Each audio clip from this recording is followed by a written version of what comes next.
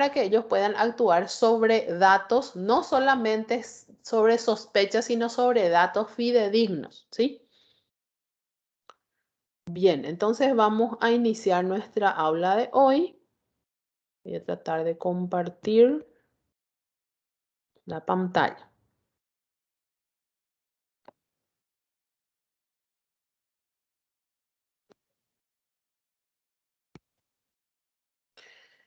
Bien. ¿Qué es lo que entendemos como sufrimiento fetal agudo? El sufrimiento fetal agudo es un estado en que la fisiología, como les dije, esa respuesta fisiológica del feto ante cualquier lesión, ya sea permanente o transitoria, que le produce un estrés y que le pone en riesgo de muerte inclusive, es vencido por el estado fisiopatológico. Es decir, si el bebé intenta fisiológicamente con la acción, con el disparo de ciertas respuestas fisiológicas, tanto hormonales como electroquímicas, y estas respuestas se ven vencidas a causa de que esa situación de estrés es más prolongada o en el tiempo o es más intensa, entonces a causa de eso se produce una alteración que le puede llevar al riesgo de muerte, ¿verdad? Y también al riesgo de tener secuelas, que son las lesiones permanentes, en un lapso relativamente breve. Relativamente breve decimos con respecto a la rapidez en que estas lesiones se pueden implementar o pueden aparecer en el feto, pero en realidad son lesiones permanentes porque tienen una secuela. Es decir, si un feto sufre una hipoxia severa intrauterinamente, lógicamente esa hipoxia, quizás no en el momento del nacimiento, en el momento del nacimiento hasta puede tener reflejos, los reflejos básicos conservados, pero con el tiempo se van instalando secuelas, como por ejemplo en el neurodesarrollo, se van instalando secuelas en el trastorno del aprendizaje. Por eso que decimos constantemente que el resultado de un parto recién uno ve en la etapa escolar, porque en realidad ahí es donde se ve o se evalúa si ese niño que nació en indemnidad, es decir, totalmente normalmente con un aporte de oxígeno bueno, como para no tener secuelas a causa de hipoxia. Este intercambio entre madre y feto, que es lo que lidera, es lo que coordina justamente que no ocurran este daño, este estrés, depende de un correcto aporte de la sangre al espacio intervelloso.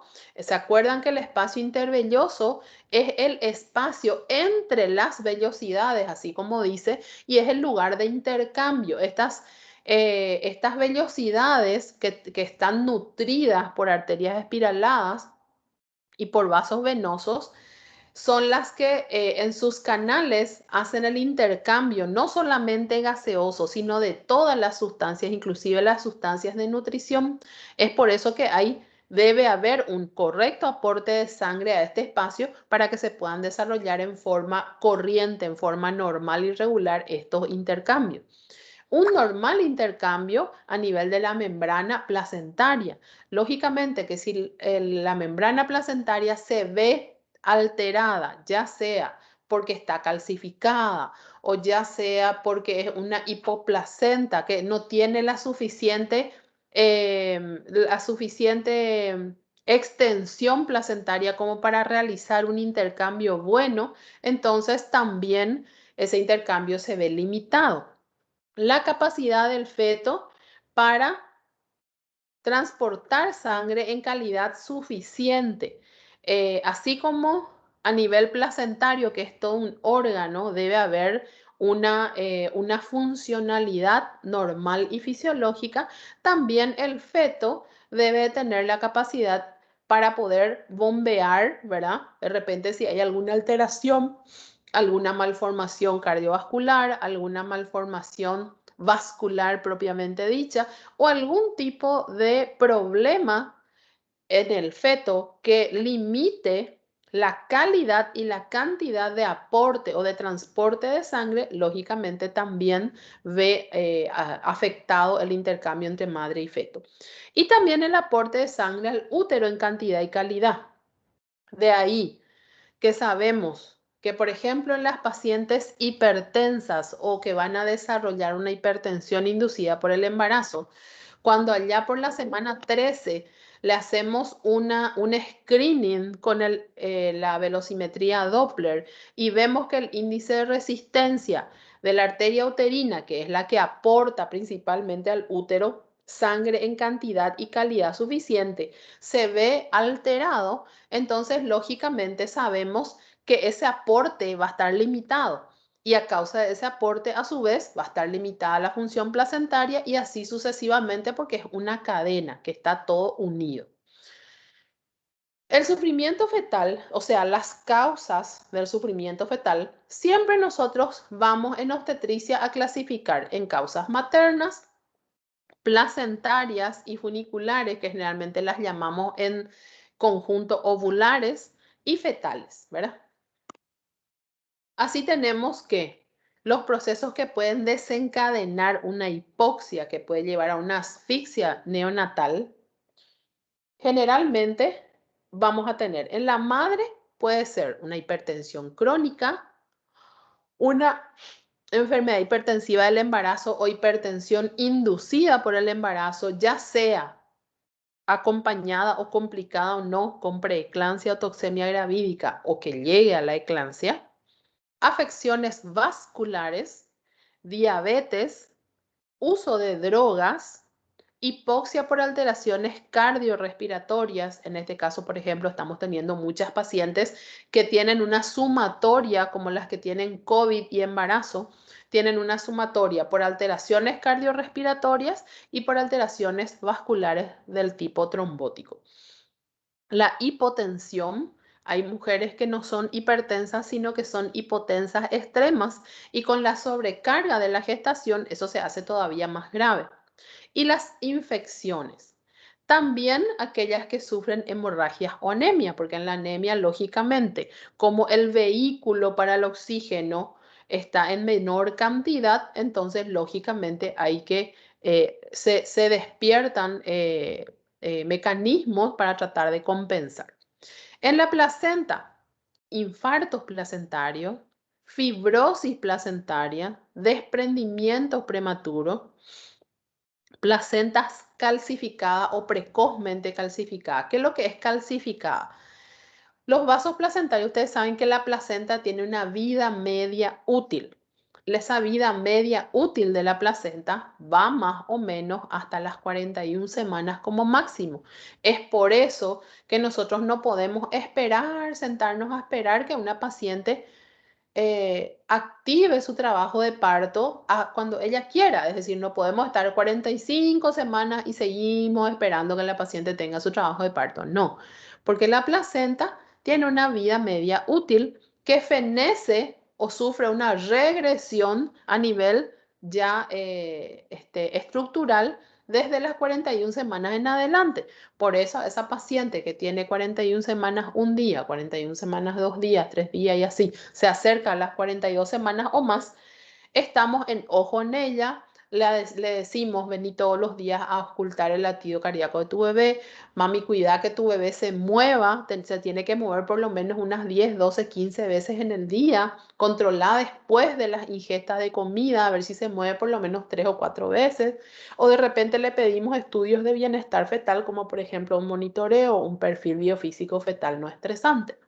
Porque justamente la placenta va teniendo una regresión y como el órgano placentario es el principal órgano de nutrición y de oxigenación del feto, entonces le pone en riesgo. Es esa famosa paciente que viene y cuenta que tuvo un mortinato o una muerte fetal intrauterina a causa de que pasó su hora, dicen las pacientes, ¿verdad? Pasó mi hora o pasó la hora de mi bebé y no me sacaron a tiempo, entonces mi bebé murió en la panza, ¿verdad? Eso es lo que cuenta la paciente. Causas radicadas en el cordón, como por ejemplo circulares, le decimos nosotros vueltas que pueden estar en el cervix fetal, o sea, en el cuello del feto. De repente puede ser por el cuerpo, puede ser por el miembro, por cualquiera de los miembros superiores o inferiores.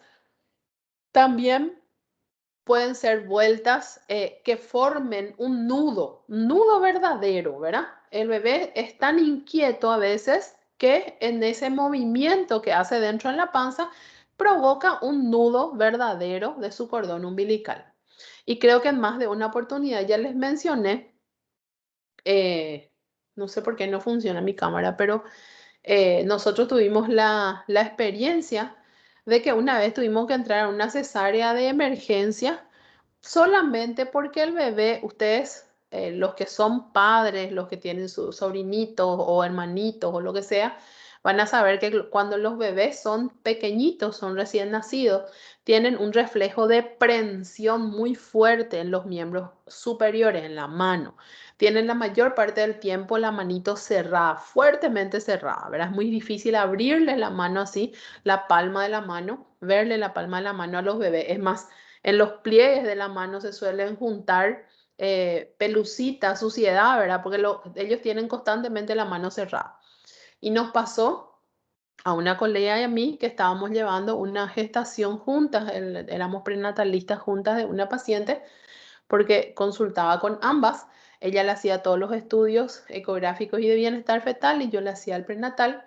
Y la paciente estaba preparada para un parto vaginal, ¿verdad? Estaba, digamos, encaminada para un parto vaginal. Y en una de sus consultas tuvimos que entrar a una cesárea de emergencia por una bradicardia fetal extrema. ¿Y qué encontramos? Abrimos el útero para sacar al bebé y encontramos que el bebé había tomado su cordón umbilical en la mano y lo tenía fuertemente preso el cordón, ¿verdad? Tenía apretaba fuertemente su cordón. Y con eso, lógicamente, restringía el flujo hacia sí mismo y él se estaba suicidando, ¿verdad? Ahí dentro de la panza, sin saber.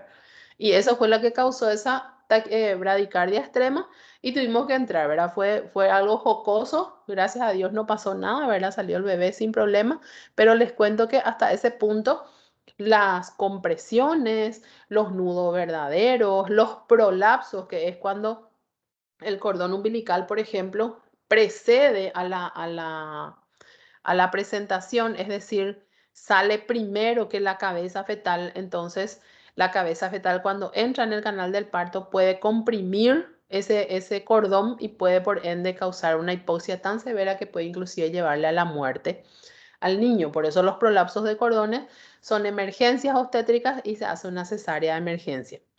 Y lógicamente anomalías en los vasos umbilicales.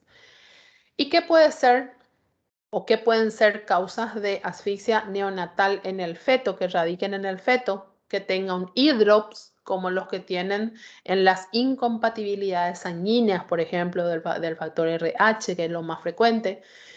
Efectos o secuelas de infecciones, como una coriomionitis, restricciones de crecimiento intrauterino severa y posmadurez. Posmadurez ya dijimos que está directamente relacionado también a la funcionalidad placentaria. ¿Cuáles son las causas que determinan el sufrimiento fetal? Generalmente, primero que nada, si vamos a hablar vamos a empezar por la fisiopatología, las causas estas que mencionamos causan y determinan un aporte de sangre al útero insuficiente en calidad y en cantidad anormal. Esto produce o determina disminución del gasto cardíaco sanguíneo hacia el útero, disminución del aporte, alteración en la calidad de la sangre materna. Eso lleva a un contenido de oxígeno de sangre materna menor, ¿verdad? Mismo puede ser por anemia, por ejemplo. Y esta disminución del gasto puede ser por caída de la presión materna y shock de cualquier naturaleza, por ejemplo, un sangrado importante, ¿verdad? Compresión de la aorta y de las ilíacas primitivas, efecto Poseiro, generalmente es justamente lo que ocurre cuando la paciente demasiado se acuesta del lado derecho. Ya dijimos varias oportunidades que los vasos más grandes, los grandes vasos del abdomen y el tórax, están más bien colocados al lado derecho. Entonces, el peso de un útero a término prácticamente, ¿verdad? Ya avanzado el embarazo, eso puede producir una compresión intensa en los grandes vasos, en la aorta, en las ilíacas primitivas, y puede producir justamente una hipotensión marcada por disminución de aporte, ¿verdad?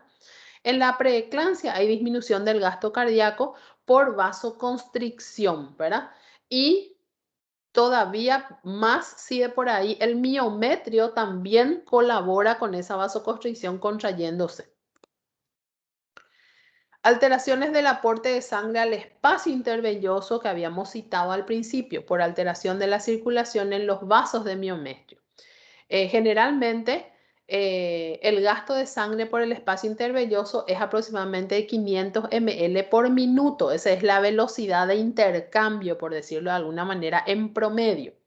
Estos valores se ven disminuidos en esclerosis vasculares, en vasoconstricción de diversa etiología, cuando la presión extrínseca producida por un músculo uterino se ve afectada, es decir, cuando hay contracciones uterinas, se produce también vasoconstricción y se produce menor flujo hacia la placenta y a su vez hacia el feto. Por eso que la hipertonía no es buena para la vitalidad fetal.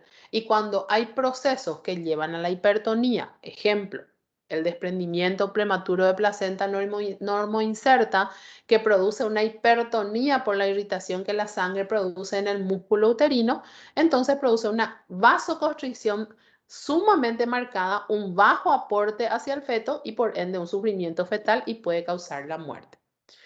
Las modificaciones de los intercambios feto-maternos por alteraciones de la propia placenta, en este caso los gases respiratorios pasan la membrana placentaria por difusión simple. Si hay alguna alteración en la membrana placentaria, como por ejemplo ya mencionamos, defectos de superficie, defectos de polaridad, defectos en la osmolaridad o defectos en la, por ejemplo, la consistencia de la membrana como las calcificaciones, lógicamente se ve afectada esta difusión simple y los gases respiratorios también se ven alterados. Características morfológicas de la membrana placentaria como su espesor y su extensión. ¿Qué quiere decir eso? Si la placenta es una megaplacenta que está edematosa, no va a funcionar también bien su membrana placentaria y puede intervenir en el intercambio feto-materno. De la misma manera, si el espesor o la extensión es una microplacenta en cuya extensión no es suficiente como para que ese intercambio sea de cantidad y calidad óptima, lógicamente también afecta el intercambio feto-materno. En la preeclampsia, en la incompatibilidad, sobre todo lo más frecuente que es el factor RH, la diabetes mellitus, existe aumento o modificaciones de la estructura placentaria. Por eso que todas estas complicaciones del embarazo contribuyen o son causas o pueden ser causas de una alteración en el intercambio feto-materno. En cuanto a las modificaciones del intercambio feto-materno por alteraciones de la circulación fetal, para que se mantenga un transporte normal se tiene que dar una circulación de sangre suficiente por las vellosidades coriales, un aporte de sangre correcto a todo el cuerpo, a los tejidos del feto, y esto debe satisfacer las necesidades metabólicas. El aporte normal necesario, ¿verdad? Es de 300 a 360 ml por minuto. En un feto de término, hablamos de un feto de más de 2,5 a 3 kilos o más o menos hasta un 3,500. Evidentemente, si hablamos de un feto macrosómico, un feto mayor, va a tener mayor exigencia o mayor necesidad para poder cumplir sus necesidades metabólicas. O sea que también guarda directa relación con el tamaño y el peso fetal. Si vamos a ir a la fisiopatología propiamente dicha, dijimos que todo radica prácticamente en sucesos que puedan intervenir o alterar el intercambio feto-materno. El intercambio feto-materno es necesario para que haya un correcto aporte de oxígeno. Cuando disminuye el aporte de oxígeno, se produce una hipoxemia fetal inicialmente. Esta hipoxemia fetal lleva a la hipoxia fetal y se produce glucólisis anaerobia, disminuyendo el consumo de oxígeno por la célula, pero aumentando los hidrogeniones y produciendo alteración de la relación lactato-piruvato, disminuyendo así las reservas de glucógeno. Hay mayor retención de CO2, hay hipercapnia, acidosis respiratoria y todo el consumo de oxígeno a nivel de celular, el aumento de los hidrogeniones y las alteraciones de la relación lactato-piruvato llevan a una acidosis metabólica. Entonces, este es más o menos el algoritmo de fisiológicamente lo que pasa a nivel celular fetal y a su vez, esto es secuela de aquellas condiciones etiológicas que pueden producir justamente una alteración del intercambio feto-materno. La acidosis metabólica, lógicamente, cursa con un pH bajo. Generalmente, las reservas de glucógeno se van agotando. Se interviene en el funcionamiento enzimático a nivel celular. Se producen lesiones irreversibles, sobre todo en órganos diana importantes para conservar el estado de vida, ¿verdad?, del feto. En el sistema nervioso central, que es lo que más es manifiesto, ¿verdad? Porque generalmente los chicos que son secuelares de una hipoxia neonatal o de una asfixia neonatal, generalmente quedan con daño neurológico importante, secuelas pulmonares y secuelas cardiovasculares o cardíacas. ¿Qué es lo que se hace para compensar esto? Para intentar adaptarse y para decir, bueno, ahora estábamos así, ahora estamos en esta situación y ¿qué vamos a hacer para compensar? Para que no nuestras células no sufran a causa de esta situación. Cuando hay acidosis e hipoxia fetal, hay un aumento del tono simpático. Este aumento del tono simpático, lo primero que hace como reacción compensatoria es un aumento de la frecuencia cardíaca fetal. O sea, esa es la primera campana de alerta que nosotros tenemos de la alteración del bienestar fetal. Entonces, supongamos que estamos en un lugar, en un puestito, sin ánimo de desmeritar los puestitos que a veces salvan muchas vidas, en un puestito de salud de una colonia, ¿verdad? Donde tenemos muy poco o muy escasa capacidad resolutiva por la carencia, por la falta de insumo, por la falta de capacitación, etc. Pero lógicamente, siempre todo personal de salud lo primero que debe aprender a hacer es la buena valoración de los signos vitales. Y así como hay signos vitales maternos, hay signos vitales fetales, ¿verdad? Que nos ayudan a conocer o a estar, digamos, en conocimiento del bienestar fetal. Nuestro primer parámetro siempre es los movimientos fetales, ¿verdad? Lo primero que van a escuchar cuando estemos haciendo ahora práctica es que nosotros le preguntamos a la paciente, mami, ¿se mueve tu bebé? ¿Se mueve bien? ¿Cuántas veces se mueve al día? ¿Te parece que se mueve tantas veces? ¿Y cuándo se mueve más, verdad? Y se mueve así, ¿y te genera dolor o no te genera dolor? Justamente todas esas preguntas van direccionadas para conocer el grado de bienestar fetal, porque un niño es como un niño que está afuera, ¿verdad? Fuera de la panza. Cuando el niño está sano, ¿qué hace? Es travieso, es inquieto, juega, salta, ¿verdad? No tiene problemas, ¿verdad? Sin embargo, cuando el niño está enfermo, se queda quieto, no quiere comer, no se quiere alimentar, está triste, está apagado, ¿verdad? Entonces, ese es nuestro primer parámetro. Ya nuestro primer parámetro clínico a nivel de la búsqueda o screening del bienestar fetal es la ocultación fetal. ¿Cómo nosotros vamos a ocultar? Y bueno, llega nuestra paciente, eso tenemos que tenerlo ya como algo, como una regla cronológica de que la paciente obstétrica llega y una vez que toma un tamaño, una edad gestacional en la cual nosotros ya podemos hacer maniobra de Leopold y podemos ocultar el latido cardíaco fetal, siempre lo hacemos. Entonces, hacemos la maniobra de Leopold con las cuales vamos a saber, con la primera vamos a saber hasta dónde va el fondo uterino, hasta dónde está creciendo ese útero y vamos a saber indirectamente su presentación. Con la segunda vamos a conocer la posición. Al saber la presentación y la posición era el dorso, hacia qué lado, si está hacia el lado derecho o izquierdo de la madre, vamos a poder identificar lo que llamábamos foco de máxima ocultación. El foco de máxima ocultación es el lugar exacto en el vientre materno en donde nosotros vamos a ocultar con mayor nitidez, con mayor fuerza ese latido cardíaco fetal. Entonces, con el dispositivo que tengamos, puede ser con el estetoscopio de Pinar, puede ser con el detector cardiofetal, ¿verdad? Que es a batería, o puede ser incluso con la campana del estetoscopio si es un embarazo ya de alta edad gestacional, podemos llegar a identificar el foco de máxima ocultación y ocultar los latidos cardíacos fetales.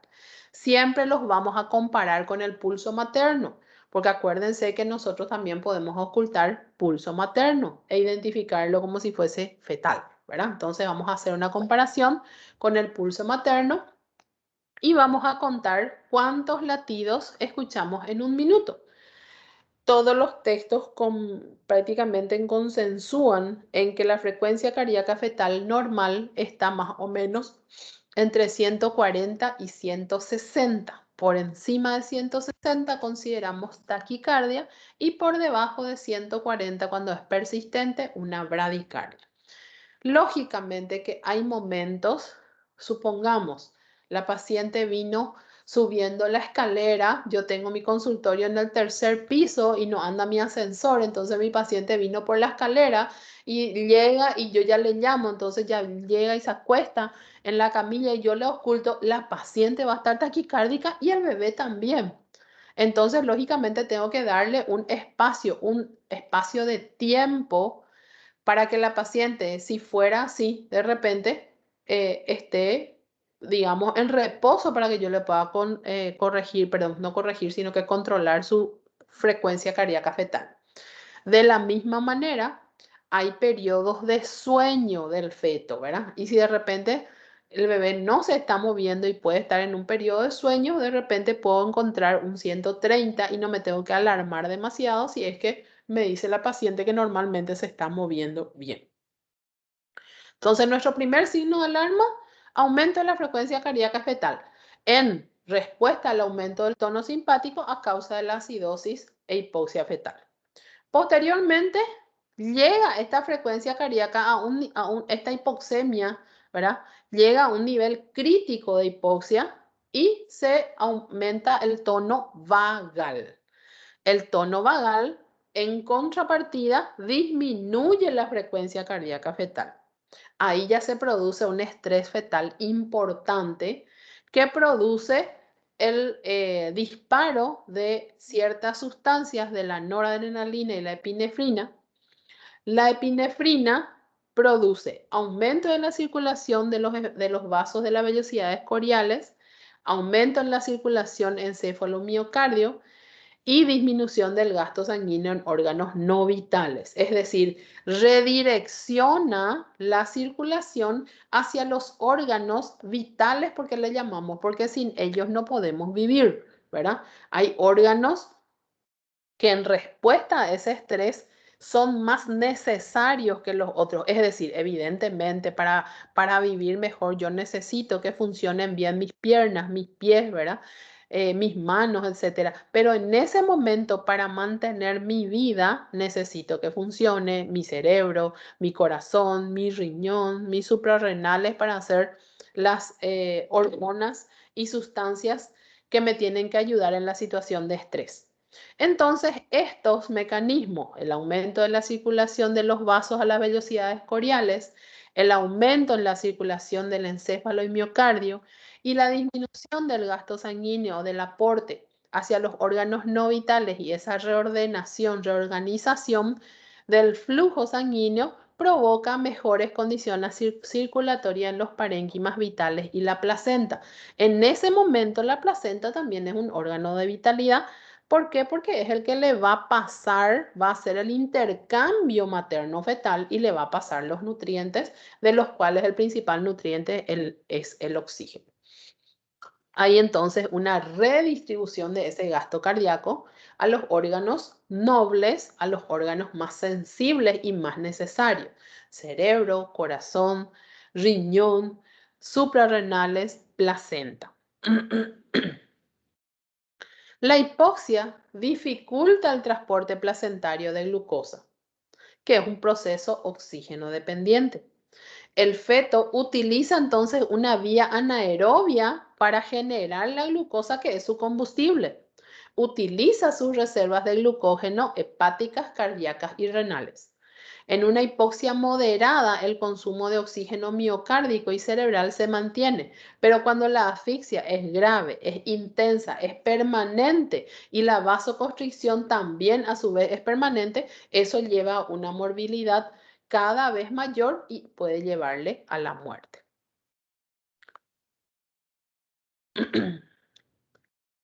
En cuanto al diagnóstico etiológico, nosotros podemos hacer un diagnóstico etiológico clínico, ¿verdad? Por ejemplo, anomalías de la contracción uterina. Nosotros tenemos la capacidad como para poder diagnosticar una anomalía de la contracción uterina. Por ejemplo, para diagnosticar, como les decía recién, una hipertonía. Con la mano plena, cuando hacemos el control o la búsqueda de dinámica uterina sobre el fondo uterino, nosotros estamos viendo el tono también, estamos evaluando el tono. Si el tono está aumentado, evidentemente es una anomalía de contracción y eso contribuye aún más a la hipoxia o hipoxemia fetal. El sufrimiento fetal agudo en ausencia de las anomalías en la contracción uterina también se puede dar por otros motivos, ¿verdad? Y estas anomalías, si nos acordamos, eso habíamos hablado cuando hablamos de parto distóxico, hablamos de las hiperquinesias o hipercinesias, que traducen prácticamente la resistencia del útero frente a un obstáculo. ¿Qué suele ocurrir generalmente cuando hay una desproporción fetopelviana? Es decir, yo calculé mal mi proporción pélvica con respecto a la proporción fetal, ¿verdad? Entonces hay una desproporción, no coincide, no hay correspondencia.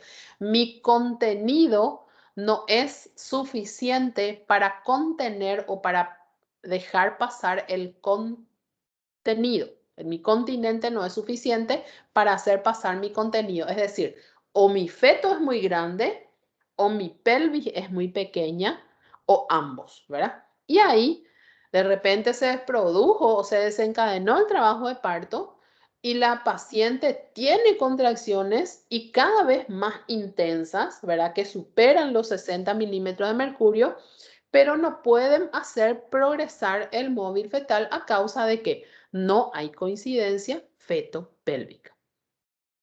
Puede ser hiperquinesia de frecuencia cuando hay más de 5, 6, 7 contracciones, prácticamente se produce una hipertonía.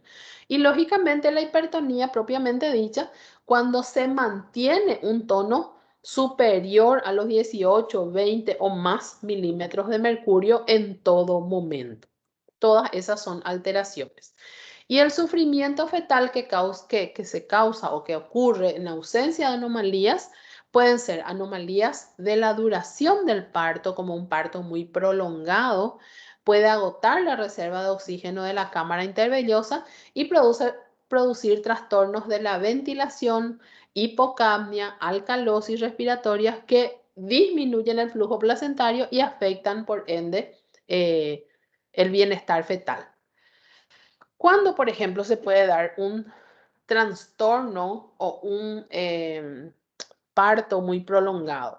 Supongamos que no hice muy buen diagnóstico y tengo una presentación deflexionada cuyos diámetros me dificultan su progreso a nivel de la pelvis.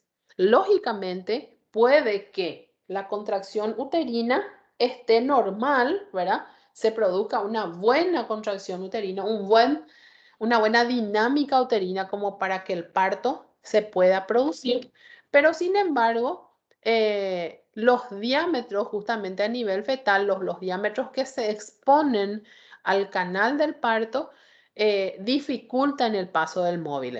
Entonces, se produce un parto prolongado porque no termina nunca ese periodo expulsivo. Pueden ser patologías maternas que incidan y que produzcan falta de oxigenación en la sangre fetal y que por ende lleven a al insuficiente aporte sanguíneo hacia la placenta, ya sea en forma aguda o en forma crónica. Las crónicas podemos citar lesiones placentarias generalmente cuyos factores se producen y persisten durante toda la gestación. Diabetes mellitus, pacientes que desarrollan hipertensión inducida por el embarazo con preeclampsia y causas agudas como el efecto Poseiro, que ya les dije que es la compresión de ese útero sobre los grandes vasos, efectos de choque y hemorragias, de repente puede ser por traumatismos, hipotensión marcada o puede ser también por causa de un desprendimiento. Las causas anexiales, que es a causa del cordón, que ya dijimos, de repente una protrusión, un prolapso, un circular muy apretado, un nudo real, ¿verdad? Y causas fetales como la macrosomía, bebés muy de pretérmino o de posttérmino, los dos extremos, ¿verdad? Fetos con anemia crónica, como ocurre en los fetos que hacen anemias hemolíticas, como por ejemplo en los que sufren incompatibilidad por factor RH, y fetos infectados. Siempre nosotros tenemos que esta especialidad es eminentemente clínica. Lógicamente, como todas las especialidades clínicas, tiene sus métodos auxiliares, pero asimismo, como dice su nombre, son métodos auxiliares. Nos ayudan a confirmar una sospecha diagnóstica. Entonces, nosotros lo primero que tenemos que hacer es buscar, de acuerdo a cómo se presenta la paciente, buscar llegar a un diagnóstico presuntivo. En base a ese diagnóstico presuntivo es que nosotros vamos a hacer la sospecha de esto o de aquello, ¿verdad? La sospecha diagnóstica, y también en base a esto vamos a pedir los métodos auxiliares correspondientes para sostener esa sospecha o para confirmar esa sospecha diagnóstica. Entonces, tiene también su metodología de diagnóstico clínico. Y lógicamente, lo primero que vamos a hacer es, les dije ya, preguntarle a la mamá si el bebé se mueve o no bien, ¿verdad? Porque lo primero, generalmente la naturaleza es tan sabia que lo primero que hace el niño que está estresado, el niño que está sufriendo o que está camino a sufrir, es quedarse quieto, ¿verdad? Cuando el bebé no se mueve es un signo de alarma. Modificaciones del ritmo cardíaco. Recién vimos el algoritmo de fisiopatología donde lo primero que se alteraba era justamente el ritmo o la frecuencia cardíaca. Primero hace taquicardia, posteriormente, cuando con eso ya no compensa, hace bradicardia. Aparición de meconio, que es una aparición clínica tardía, ¿verdad? ¿Por qué tardía? Porque ya cuando la taquicardia y la bradicardia no compensaron en conjunto con las sustancias que se generan a causa del estrés, hay una afectación ya a nivel de las células neurológicas que produce liberación de los esfínteres.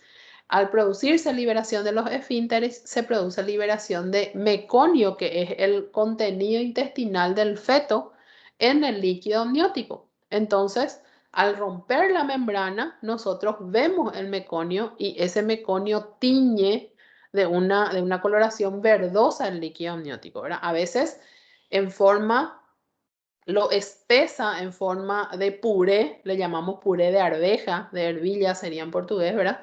Porque realmente parece eso, ¿verdad? Es tan pastoso es recién salido ese meconio y se mezcla con el líquido y queda como una crema verde, ¿verdad? O bien puede ser en forma crónica y pasar a ser un líquido verdoso claro, pero fluido, ¿verdad? Es cuando se va produciendo el estrés en forma permanente y se van de a poquito dando los fenómenos fisiológicos de compensación y llega a un estadio de ese tipo. Luego tenemos ya los métodos auxiliares. La monitorización obstétrica sería nuestra monitorización, que nosotros tenemos que estar buscando causas que puedan afectar el bienestar de nuestro bebé. La dinámica uterina, el control de latidos cardíacos fetales, de los movimientos fetales, lógicamente de la calidad del líquido amniótico, y también podríamos, ¿verdad?, hacer un estudio el equilibrio del equilibrio ácido básico del bebé si pudiéramos obtener una muestra, ¿verdad?, de su sangre.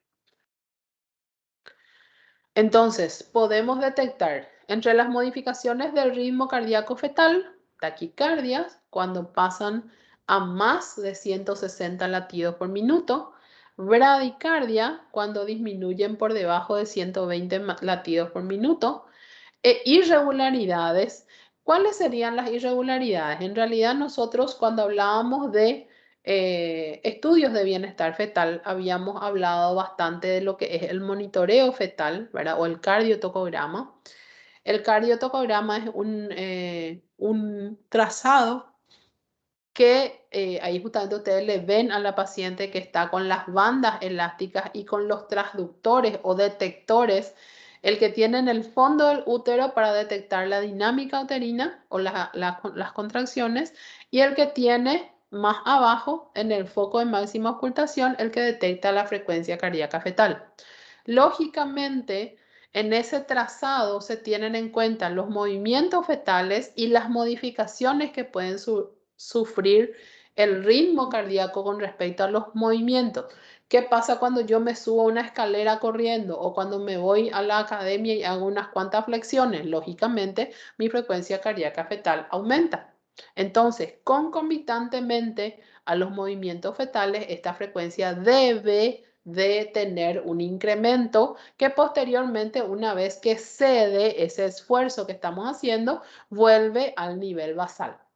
Si eso no ocurre, ya es una irregularidad. La misma cosa con las contracciones uterinas, por lo general, como se produce una vasoconstricción, al contraerse el útero aprieta, ¿verdad? Disminuye el flujo a causa de esa vasoconstricción hacia la placenta y por ende hay un pequeño bajón, no llega a ser una bradicardia, pero una disminución de la frecuencia cardíaca fetal. Si eso no ocurriera o si esa frecuencia llega a disminuir tanto y llega incluso a no recuperar su frecuencia basal, entonces también son irregularidades. Y generalmente habíamos dicho, cuando hacemos el trazado o el cardiotocograma, que le llamamos a ese tipo de alteraciones DIPS. La aparición de meconio es un signo de mucha alarma, ya que, como les estoy diciendo, habla ya de una etapa medio tardía de esta situación de estrés, ¿verdad? Y puede ser un líquido meconial pardo, verde, espeso, ¿verdad? Como puré de arveja, o puede ser apenas teñido, parduzco, verde claro, ¿verdad? Que habla de algo crónico, ¿verdad? Que se fue instalando de a poquito. Una monitorización obstétrica permanente, registro de la contracción uterina y de la frecuencia cardíaca fetal, y si se pudiera, estudio del equilibrio ácido básico.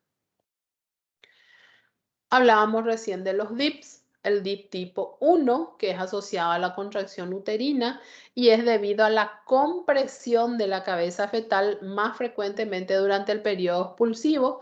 También suele darse cuando hay roturas prematuras de membrana. El DIP tipo 1 es fisiológico. Cuando se produce la contracción uterina, la frecuencia cardíaca fetal cae y posteriormente cuando vuelve a la relajación en la diástole uterina, esa frecuencia debe de subir y volver a su basal. En el DIP2 se presentan generalmente después de las contracciones uterinas debido a la alteración de la reserva de oxígeno fetal. Es un signo de compromiso fetal metabólico, es decir, el DIP2 ya no es fisiológico.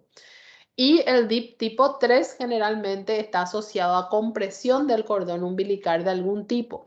Generalmente cuando hay circulares o cuando hay de repente nudos reales o algún tipo de compresión del cordón umbilical. Y generalmente forma una imagen en W, es decir, bruscamente desciende, bruscamente aumenta, bruscamente desciende, bruscamente aumenta y dan imágenes en W en el monitoreo fetal, en el trazado.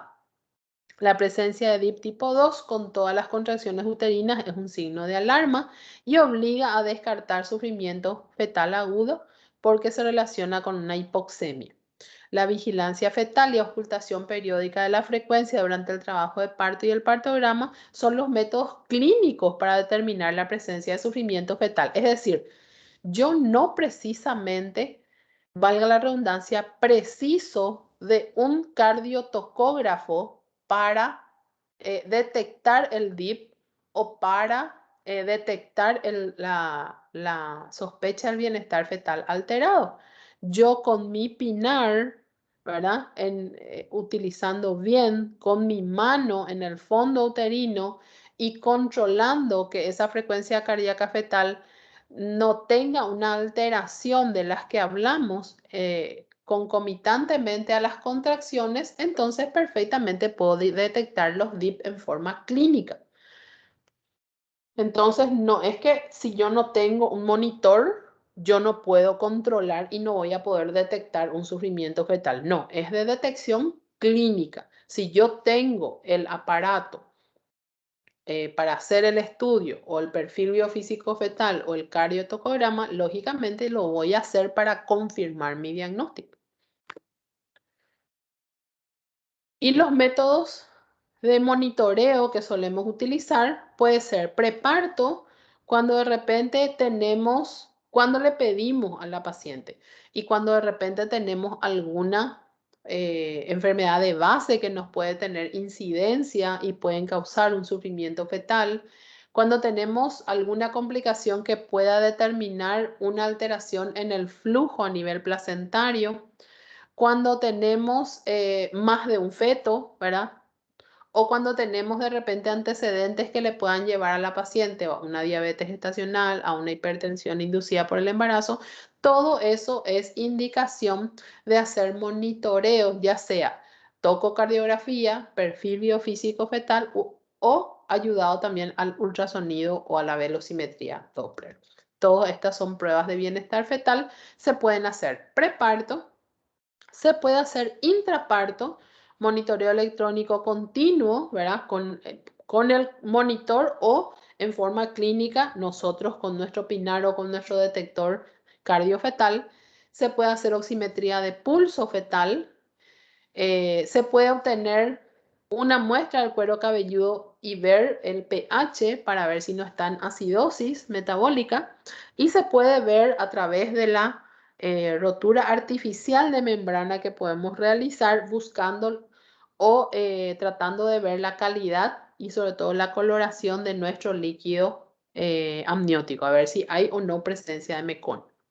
Y en el postparto, lo que ya hace la persona que le recibe al feto es controlarle, hacerle lo que se llama el test de Apgar, que controla el tono, la frecuencia respiratoria, la coloración, ¿verdad?, del bebé a los 1 minuto y a los 5 minutos.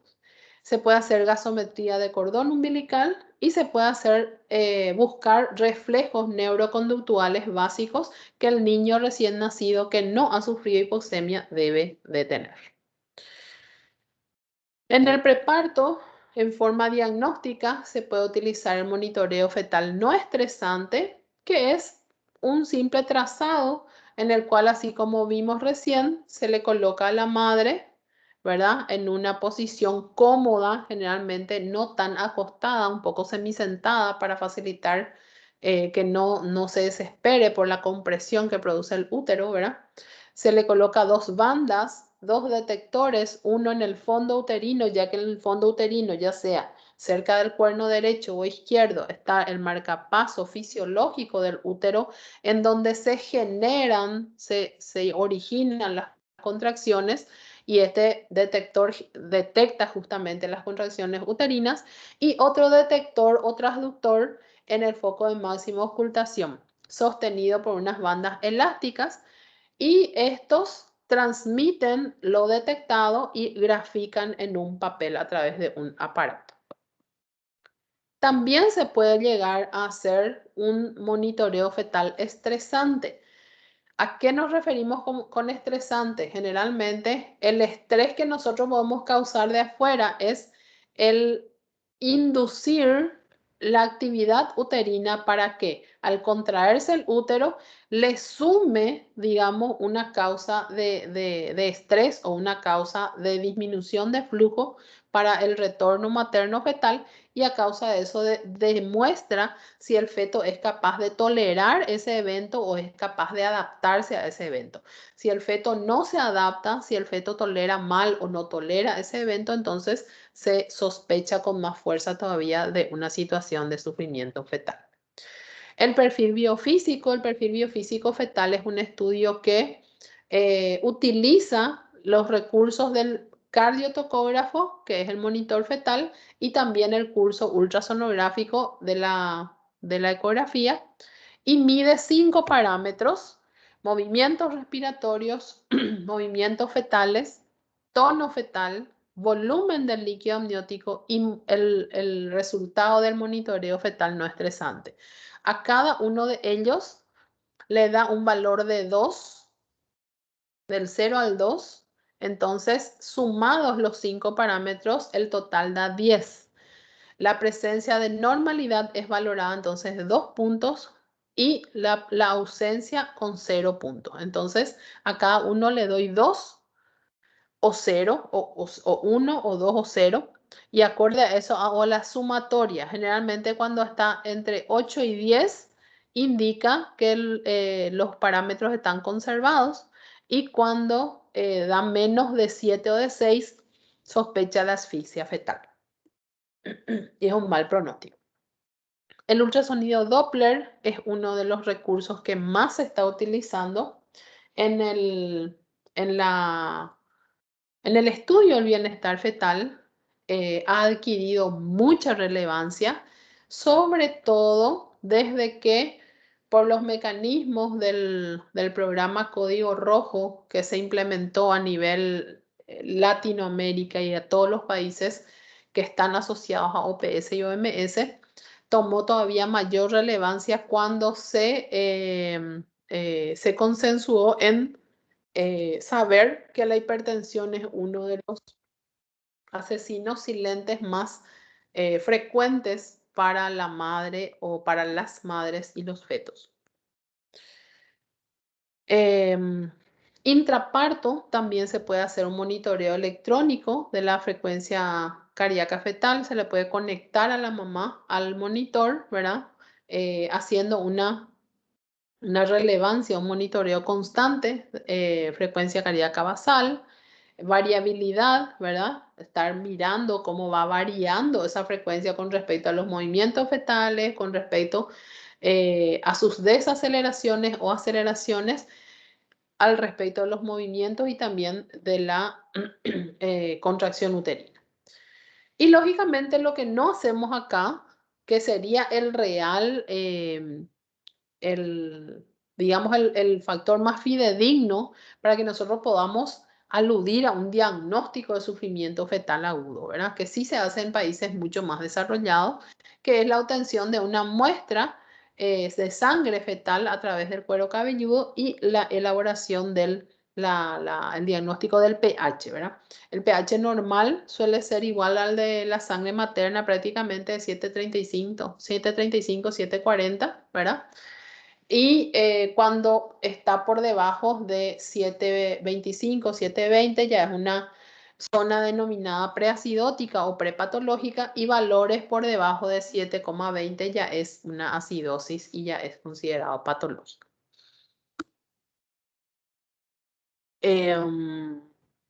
La saturación, lógicamente, de oxígeno y el diagnóstico del pH nos lleva, ¿verdad?, a un sufrimiento fetal agudo.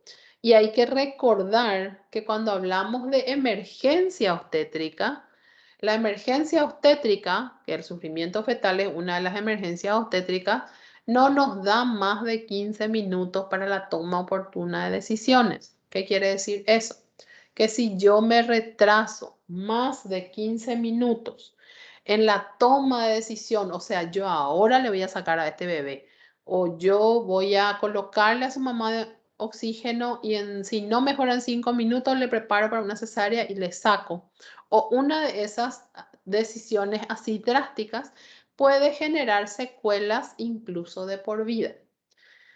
Es decir, si yo le tengo y pasó miles de veces, inclusive con pacientes hospitalizadas, pacientes de 41 semanas y media que acuden al servicio sin trabajo de parto,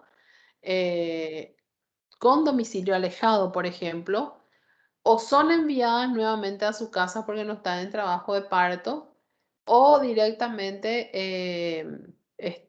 peor aún, se internan, se indican controles de cerca, no se realizan esos controles, ya sea porque hubo mucho trabajo, porque esa paciente no se queja luego, a ella no le duele luego nada, entonces nadie le hace caso, porque le escuché su latido al ingreso y estaba súper bien, ¿verdad?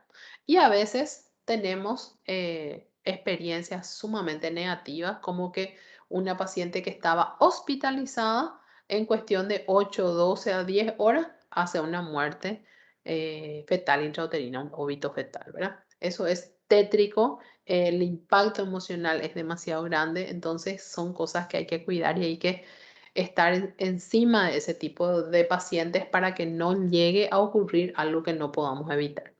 Y lógicamente la búsqueda de meconio, que ya dijimos, se debe al efecto de la hipoxia, cuando la saturación de oxígeno generalmente es inferior al 30%, lo cual produce un aumento del peristaltismo, dilatación o liberación de los esfínteres anales y liberación de meconio en el líquido amniótico. Dijimos que ya la persona que le recibe al bebé va a aplicar en el bebé un test que se llama test de Apgar, cuando supongo que ya dieron por pediatría, si no lo dieron lo van a dar. Y este test tiene en cuenta también 5 parámetros. La apariencia en cuanto a la coloración de la piel, ¿verdad? Evidentemente, cuanto más rosadita esté nuestro niño, aparentemente mayor intercambio gaseoso tenga, va a tener una puntuación mayor, que es 2, ¿verdad? Cuanto menos rosadito, más palidito o más azuladito esté, entonces va a ser 0. Frecuencia cardíaca fetal, que tiene que estar siempre normalmente por encima de 100, 120, ¿verdad? Más o menos 140. Cuanto más cerca del 0, es decir, menor sea la frecuencia, también tiene menor puntuación. Respuesta a los estímulos, ¿verdad? Uno le hace ruidos, etcétera, y él tiene una respuesta, ¿verdad? Evidentemente, si tiene una buena respuesta, tiene un alto puntaje, y si no tiene respuesta, tiene un puntaje 0. Tono muscular, el tono puede ser normal, puede ser bajo o puede ser totalmente flácido. Le decimos normalmente planchado nació ese bebé, ¿verdad? Porque está así como una masa totalmente deforme que se da totalmente, que cede totalmente. Entonces está atónico prácticamente o flácido, y si es así tiene puntuación de 0. Y la frecuencia respiratoria, cuanto más se acerca a una frecuencia respiratoria normal de un recién nacido, entonces es un alto puntaje, y cuando tenga apnea inclusive, entonces un puntaje bajo. Generalmente lo óptimo es que esté por encima de 7 a 10 en el primer minuto, y a los 5 minutos es bajo cuando está más o menos por los 6, y allá hay una injuria cerebral generalmente cuando a los 5, 10 o más minutos está por debajo de 3, la puntuación de Apgar. Y bueno, ¿qué hacemos con un paciente o con una paciente que tiene sospecha de bienestar fetal alterado o sufrimiento fetal? Y es una indicación absoluta de cesárea, ¿verdad? Esta ustedes van a encontrar en cualquiera de los textos que está entre las indicaciones absolutas. Se debe sacar el producto lo más rápido posible para tratar de dejar de someterlo a esa situación estresante que él está pasando ahí adentro. Es como que el ambiente que tiene ahí adentro es tóxico para él y eso le va a llevar a la muerte. Si la dilatación no es suficiente, se realiza cesárea. Siempre se realiza cesárea cuando hay sospecha de bienestar fetal alterado. Asegurar una buena posición y oxigenación durante el proceso. De ser posible identificar la causa y evaluar las funciones vitales de la madre, ¿verdad? Si es que es un embarazo todavía de pretérmino, vamos a tratar de corregir la oxigenación de ese útero y de ese feto, colocándole a la paciente en decúbito lateral izquierdo, administrando oxígeno, ¿verdad? Si es que está con contracciones, haciendo una uteroinhibición, ¿verdad? Con betamiméticos y produciéndole una hidratación generosa. A veces, antes, esto es histórico, ya se hacía amnioinfusión, ¿verdad? Sobre todo cuando había circulares de cordón, cuando había oligoamnios. Hoy día ya no se hace. Cuando hay un oligoamnio severo, ya directamente se opta por la interrupción del embarazo. La consecuencia más grave del sufrimiento fetal, lógicamente, es la muerte o el óbito fetal, ¿verdad? El feto muerto y retenido, ¿verdad? El feto muerto puede ser desde a partir de las 20 semanas que deja de ser un aborto, puede estar en etapa inmadura o puede estar en etapa de pretérmino o en etapa ya de término, ¿verdad?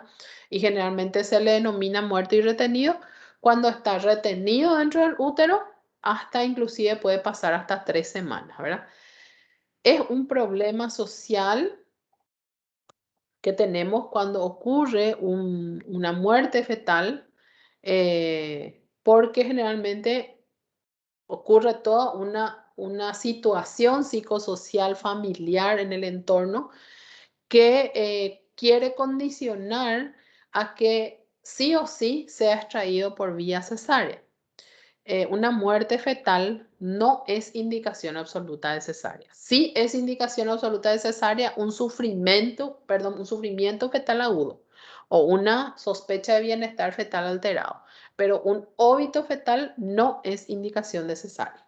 Es decir, si nosotros tenemos un óbito fetal y a la madre le hemos impuesto el test de Bishop o la escala de Bishop y me dice que esa pelvis es favorable, que mi contenido fetal es acorde, entonces yo puedo hacer la inducción del trabajo de parto y extraer el feto por vía vaginal. El sufrimiento fetal crónico es una patología que se instala durante el embarazo. Está caracterizado por una insuficiencia placentaria generalmente que provoca una alteración nutricional y una alteración que va desarrollando trastornos en el desarrollo fetal. Su forma leve o moderada es causa principal de la restricción de crecimiento intrauterino, que antes llamábamos retardo de crecimiento intrauterino, que se identifica con la sigla RCIU, restricción de crecimiento intrauterino. Su forma grave puede llegar a ser un óbito fetal. ¿Por qué? Porque le desnutre al niño, ¿verdad? Tiene una alteración placentaria que limita tanto el acceso a los nutrientes al feto que lo puede llevar al óbito por desnutrición. Los factores de riesgo, casi los mismos que los anteriores, factores pregestacionales, como por ejemplo edades maternas extremas dentro de lo que es la franja etaria fértil, ¿verdad? Menores de 15 años, mayores de 35 años, diabetes, desnutrición, nivel socioeconómico bajo. Factores de riesgo gestacionales o relacionados directamente al embarazo, preeclampsia, diabetes gestacionales, trastornos alimentarios, embarazos múltiples, antecedentes de restricción de crecimiento anterior, mal control prenatal, infecciones como por ejemplo las del tipo TORCH. Factores de riesgo ambientales o de comportamiento, exposición a agentes teratogénicos, tabaquismo, alcoholismo, drogadicción. Etiología. Pueden ser causas maternas, factores constitucionales, una gestante de talla muy baja, genéticamente va a producir productos relativamente pequeños. Nutrición, cuando la madre es de bajo peso, tiene poca ganancia ponderal, ¿verdad? Una ingesta por debajo de 1500 kilocalorías día. Enfermedades sistémicas que afectan la circulación uteroplacentaria, como la diabetes mal controlada, nefropatías, enfermedad hipertensiva del embarazo, anemias crónicas, cardiopatías, vasculopatías, algunas infecciones como la sífilis o algunas del grupo TORCH. Etiologías fetales tienen un componente genético en un 30 a 50%. Pueden ser aberraciones cromosómicas en un 20% que causan restricción temprana y simétrica. Las anomalías congénitas y cromosómicas, entre ellas podemos citar el síndrome de Down, de Turner, trisomía 18, anencefalia de lecciones, gestaciones múltiples, varios fetos, quiere decir eso, que pueden ser mono o dicoriales. Generalmente hay incapacidad para satisfacer las necesidades nutricionales de ambos fetos. Y generalmente, no en todos los casos, pero cuanto más comparten, más ocurre la transfusión feto-fetal, que hace que un feto se desarrolle mucho más que el otro. Y causas ovulares, que pueden ser desprendimiento prematuro de placenta, placenta previa, infartos extensos, placentas de tipos específicos como la circunvalada o inserciones anómalas del cordón o también corioangioma. La fisiología del crecimiento fetal. Hay una interacción del potencial de crecimiento del feto genéticamente determinada al estado de la placenta, estado de salud de la placenta y de la madre. Lógicamente, una vez más, repetimos, que si hay algo que altere el intercambio feto-materno, ya sea que radique en la madre, en el feto o en ambos, va a producir algún que otra alteración en el crecimiento fetal. A veces hiperplasia celular abarca sobre todo en las primeras semanas de gestación. Hiperplasia e hipertrofia concomitante, más o menos entre las semanas 16 y 32, que implica aumento en el número y tamaño celular, o hipertrofia celular que se produce entre las semanas 32, es decir, es cuando el feto gana mayor peso en las últimas semanas, generalmente a partir de la semana 32 en adelante. Cuando ocurren trastornos en las diferentes etapas en las cuales hemos citado, entonces se van a producir alteraciones del crecimiento fetal. Lógicamente está íntimamente ligado al aporte de oxígeno también. Un feto que no recibe una buena calidad y cantidad de oxígeno no puede crecer y desarrollarse en forma normal. Entonces la hipoxemia, la hipoxia y la asfixia también condicionan un sufrimiento fetal crónico. Generalmente a los bebés que nacen de un sufrimiento fetal crónico con una restricción de crecimiento intrauterino, los clasificamos acorde a el peso y acorde a una suerte de percentil, ¿verdad? El pequeño para la edad gestacional constitucional, que es la mayor parte de ellos, el 80-85%, tiene anatomía conservada, generalmente el líquido amniótico también, Doppler de la arteria umbilical, presentan prácticamente índices de resistencias normales y tienen bajo riesgo de mortalidad y morbilidad perinatal. Son bebés de término, por ejemplo, pero pequeñitos para esa edad gestacional. Los pequeños para la edad gestacional anómalos, que son más o menos entre el 5 al 10%, tienen una restricción de crecimiento simétrica, ¿verdad? Con anomalías morfológicas genéticas secundarias, ya sea infecciones de todos los órganos o alteraciones del intercambio placentario. El crecimiento intrauterino restringido o SIR, que es más o menos el 10 al 15%, es asimétrico y generalmente arroja una función placentaria alterada al Doppler, ¿verdad? La placenta generalmente está hipertrofiada. Aquí hay un cuadro que dice exactamente lo mismo, ¿verdad? Que los más frecuentes son los pequeños para la edad gestacional constitucionales, ¿verdad? Que no tienen demasiado morbimortalidad. El pequeño para la edad gestacional anómalo, que está directamente relacionado a patologías maternas, patologías de base o infecciosas también, y el SIR o la restricción de crecimiento, que generalmente es a causa de la insuficiencia uteroplacentaria misma, ya sea in situ o a causa de otras patologías que inciden en la funcionalidad placentaria. El diagnóstico lo hacemos haciendo una historia de la madre, factores maternos, factores genéticos, familiares, antecedentes, estimación del tamaño fetal a través del examen físico con la altura uterina y una buena evaluación ecográfica, un cálculo del percentil del peso fetal a lo largo de la gestación, valoración de la velocidad de crecimiento. Evaluación de bienestar fetal, ya sea por Doppler, por perfil biofísico fetal o cardiotocografía.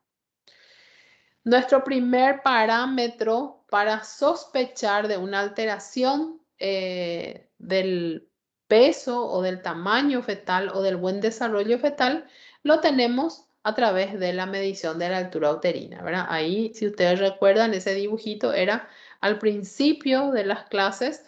Veíamos también cuando al examen de la mujer grávida tomábamos la altura uterina para ir viendo si va creciendo concomitantemente a la edad que nosotros estamos estimando. El diagnóstico ecográfico se debe hacer una evaluación precisa de la edad gestacional.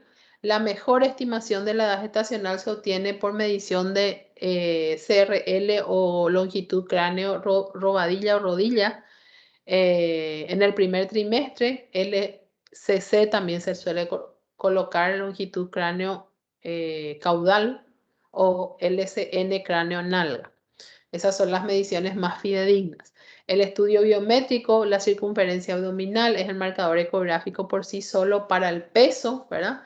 Es más sensible alrededor de las 34 semanas en adelante. El perfil, las ecuaciones que incorporan las mediciones de la circunferencia abdominal, el diámetro biparietal y la longitud femoral proporcionan estimaciones que le colocan al paciente en los percentiles correspondientes. Valoración de la velocidad de crecimiento. Se hacen exploraciones seriadas para ver el cambio en el crecimiento y en el peso que hay en cada valoración. Lógicamente, hay que hacer un control constante del bienestar fetal, ver el volumen del líquido amniótico, el ILA, un Doppler arteriolar o arterioso cada cierto tiempo para detectar realmente cualquier tipo de alteración. Generalmente se hace en la umbilical, se hace en la uterina y se hace en la cerebral media. Y perfil biofísico fetal no estresante para tratar de llegar siempre antes de que las secuelas sean importantes. Lógicamente, ya habíamos dicho que el perfil biofísico fetal tiene 5 parámetros que se asigna una puntuación de 0 a 2 y que la sumatoria es el resultado que generalmente cuando está entre 8 a 10 hablamos de estado de salud normal, 6 o entre 6 y 7 sospecha de compromiso y menor a 3 o 4 compromiso grave de la salud fetal. Hay que siempre, lógicamente, también investigar las causas, descartar malformaciones, investigar cromosomopatías, evaluar nutrición materna, abolición de probables factores nocivos y disminución de la actividad física, evaluación de la edad gestacional, evaluación del crecimiento fetal, ya sea clínico a través de la altura uterina u ecográfico, y evaluación de salud fetal, conteo diario de movimientos activos, monitoreo fetal, perfil y Doppler. Cuando la paciente aún no está en una etapa crítica, generalmente se le recomienda reposo en decúbito lateral izquierdo, se le da una buena hidratación, se hace una hemodilución hipervolémica, es decir, se trata de administrar para ayudar en la redistribución del flujo sanguíneo, en la respuesta fisiológica, inmunoterapia con inmunoglobulina si fuera necesario, y ácido acetil salicílico ya que mejora el flujo de la circulación útero-placentaria por disminución de la viscosidad sanguínea. Bloqueadores de calcio, generalmente cuando estamos ante una contracción uterina o de repente ante una suba de la presión. Ácido, el EPA generalmente no usamos más ahora, la L-carnitina tampoco. Son ya datos históricos. La conducta obstétrica va a depender lógicamente del bienestar materno y fetal, ¿verdad? Si el grado de madurez fetal ya es suficiente, generalmente podemos optar también por extraer el feto. Se deben practicar pruebas de bienestar fetal cada semana, ¿verdad? A partir de las 32 semanas, tratando de hacer un seguimiento exhaustivo. Determinar ecográficamente la biometría, evaluar la evolución y respuesta al tratamiento. Si se sospechan alteraciones vasculares, se debe practicar un ecodoppler cuando existan indicios de deterioro fetal por las causas específicas, se debe interrumpir el embarazo. Bien. ¿Alguna pregunta con respecto a esta clase?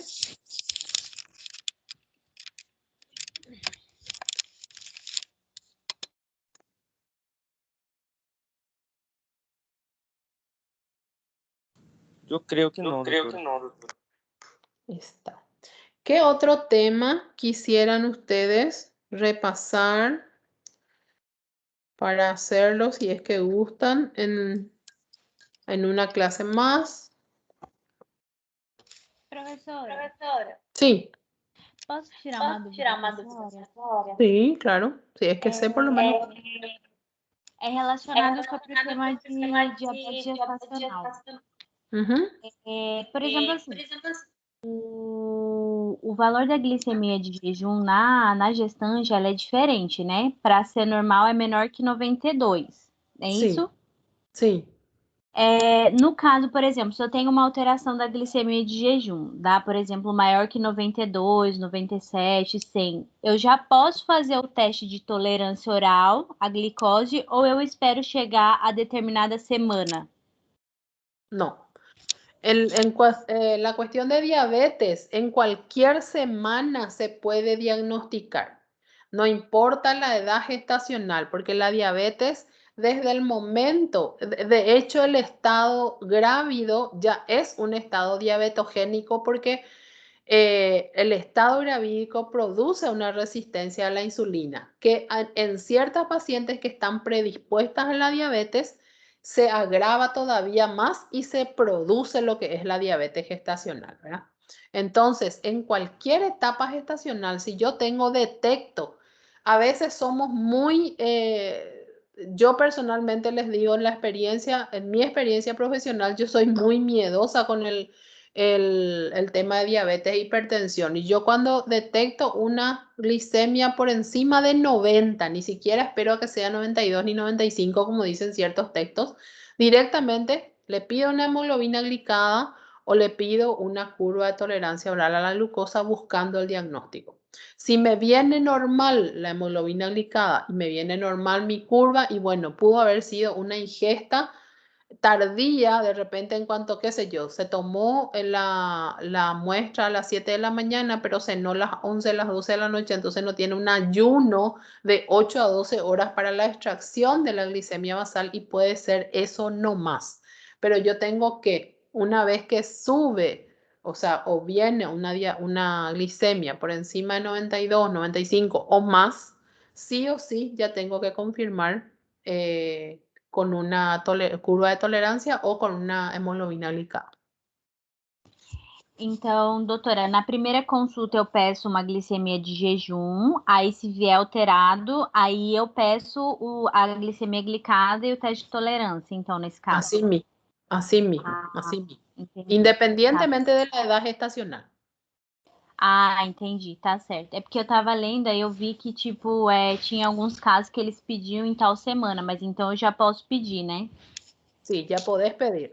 Incluso hoy día, sobre todo se trabaja así en los privados, porque generalmente en los servicios privados la paciente tiene más disponibilidad económica, pero lo ideal es hacer un screening en todas las pacientes, sobre todo porque tenemos muchas pacientes con sobrepeso y obesas que se embarazan. Podemos hacer el test pronóstico, el test de tamizaje. Cuando yo pido la rutina laboratorial, yo ya puedo entre esos pedidos pedir el test de tamizaje, que es el test de O'Sullivan. Y si ese ya me sale alterado, me da una alta probabilidad de que esa paciente me pueda hacer una diabetes gestacional. Entendi, doutora. ¿Tá? Bien. Ok, obrigada. Tá. Bueno, son en mi reloj 10:36. Vamos a dar una pausa de por lo menos unos 20 minutos. No sé si ustedes quieren en esos 20 minutos, ya sea en el grupo que ustedes tienen de aula o lo que sea, tratar de consensuar un tema que ustedes quieran repasar. Me hablaron de síndrome antifosfolípido, es un tema bueno, pero no es un tema muy de alta relevancia. Yo les sugeriría de repente o la hipertensión o diabetes o rotura de membrana o amenaza, porque son cosas que van a ver en forma más frecuente.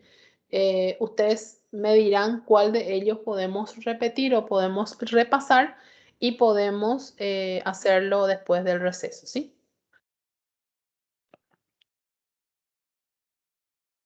Ok, doutora. Tá.